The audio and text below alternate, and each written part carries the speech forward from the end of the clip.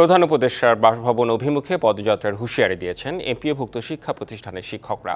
সকালে কেন্দ্রীয় শহীদ মিনার থেকে বিক্ষোভ মিছিল নিয়ে টিএসসিতে গিয়ে এক বিক্ষোভ সমাবেশে এই হুঁশিয়ারি দেন আন্দোলনকারী শিক্ষক নেতারা। এর আগে শুক্রবার সকাল থেকেই কেন্দ্রীয় শহীদ মিনারে অবস্থান নিয়ে ষষ্ঠ দিনের মতো কর্মসূচি শুরু করেন আন্দোলনকারীরা। পরে কর্মসূচির অংশ হিসেবে শহীদ মিনার থেকে বিক্ষোভ মিছিল নিয়ে টিএসসিতে যান আন্দোলনরত শিক্ষকরা।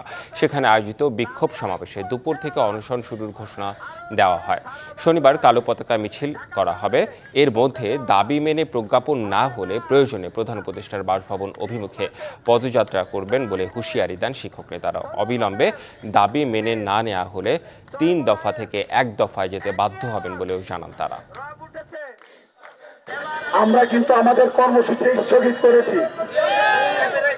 স্থগিতের অর্থ এই না যে যমুনার দিকে আমরা আর যাব না।